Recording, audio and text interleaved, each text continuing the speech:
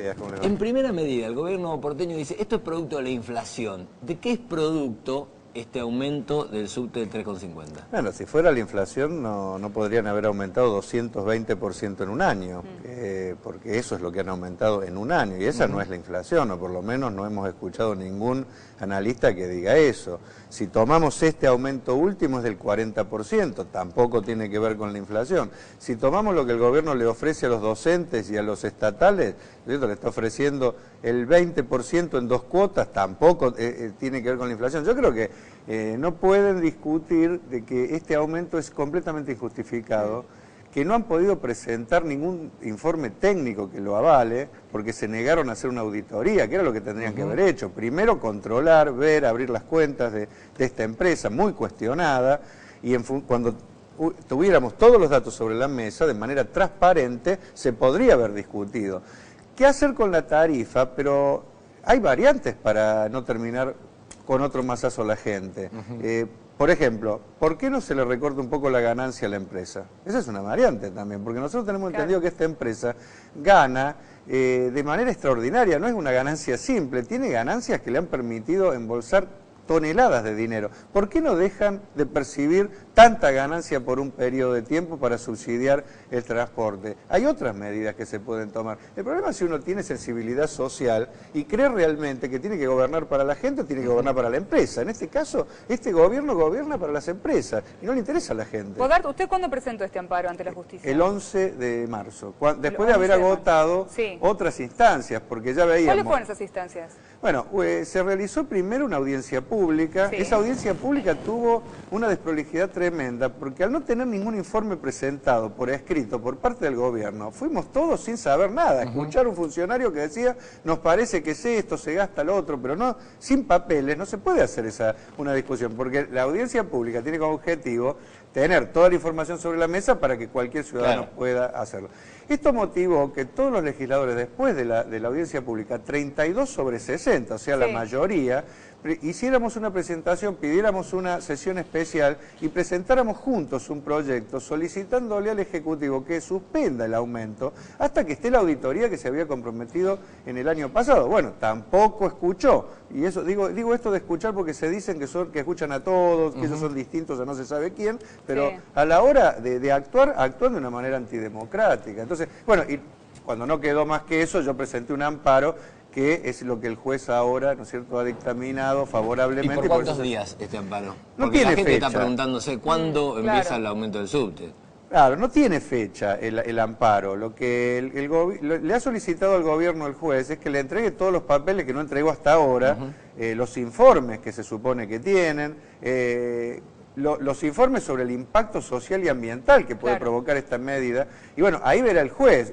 Yo creo que no puede presentar nada de esto porque no lo tiene el gobierno. Y si lo tiene, no se explica por qué lo escondió. ¿Y entonces por qué la vicejefa de gobierno porteño, María Eugenia Vidal, dijo que en realidad la tarifa debía costar 6 pesos con 10? Si tampoco supuestamente 3,50 les van a alcanzar para sostener en buenas condiciones el subte.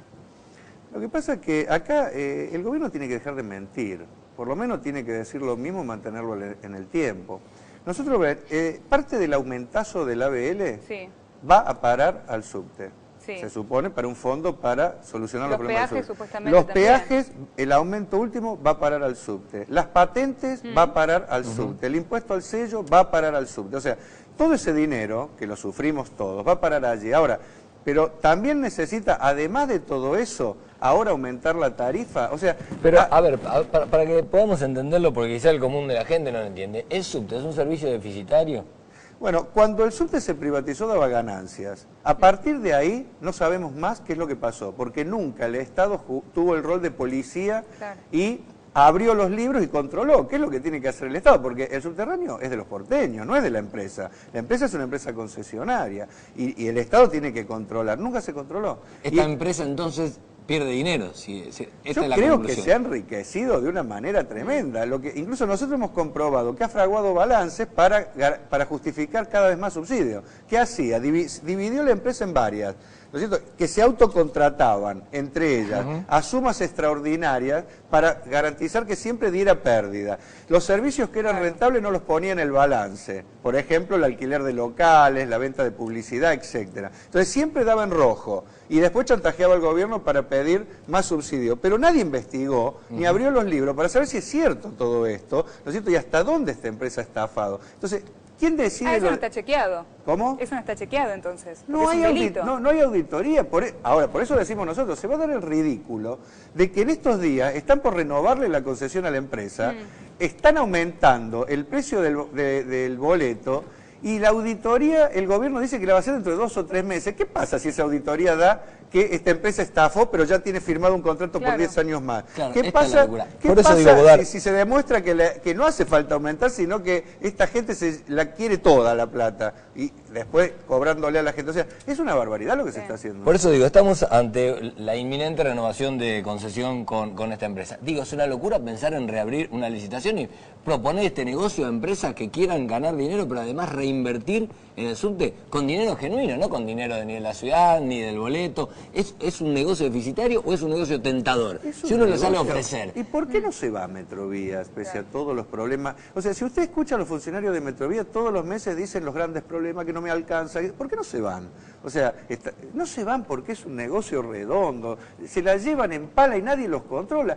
Y encima, todos los meses, nosotros le pagamos todos los gastos y ellos se llevan toda la ganancia. O sea, la verdad es el negocio que cualquiera quisiera tener. Claro. En este país. Entonces, yo creo que hay que terminar con esto. Parece la concesión en la ruta de los 90, ¿no? Totalmente. Yo le decía a mis amigos, agarremos una ruta. Era un negocio brillante tener una ruta en los 90. Una pararse a de peaje, juntar plata. Obvio, era genial. Bueno, acá pasa lo mismo. Yo creo que en el transporte hay que asumir que fracasaron las políticas de privatización. O sea, ya tenemos muestras de sobra que eso no va más. Que si seguimos con estas empresas, vamos a tener cada vez un peor servicio, con el riesgo de vida que hay detrás de los servicios de transporte, y cada vez ahora va a ser más caro, porque en la mano de Macri, antes lo ponía el Estado y ponía mucha plata, ahora Macri quiere que lo ponga la gente directamente. Entonces, bueno, yo creo que hay que terminar con eso. Y el subte tiene que jugar un rol social. En todos los lugares del mundo, el subterráneo, incluso es estatal, en lugares que no son ni progresistas ni de izquierda, como Nueva York, por ejemplo, o París, ¿no es cierto?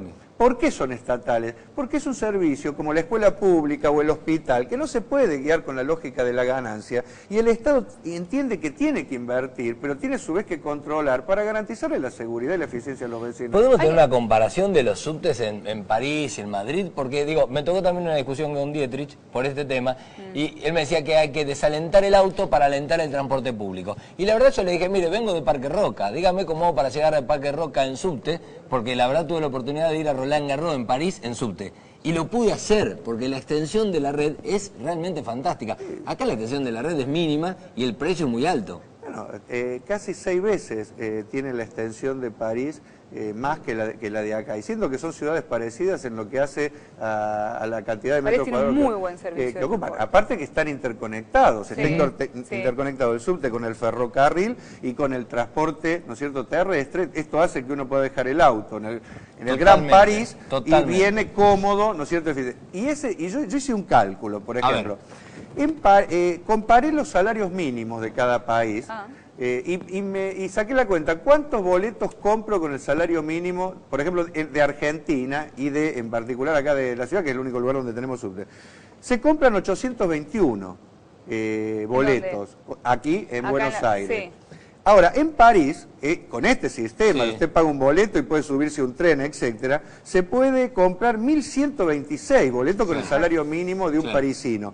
En Caracas, 1.518 boletos, ¿no es cierto?, con el salario mínimo. En San Pablo, 976.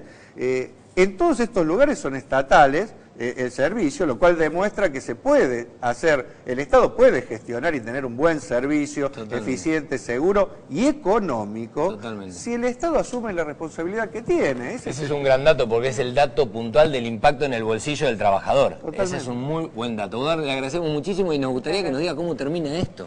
Cómo sigue al menos, no cómo termina. Yo espero... Dicen que hoy están presentando, ¿no es cierto? El juez va a tener que tomarse un tiempo y analizar si, como decimos nosotros, lo que van a presentar es un mamarracho y a alguno le agarró tendinitis anoche porque lo ha estado dibujando, porque lo tuvieron que hacer a las apuradas y confirma esto, o cree que no, que la medida que ha presentado es suficiente como para habilitar el aumento. Nosotros esperamos que el juez, que ha sido un juez muy valiente, no se deje presionar por el gobierno de Macri.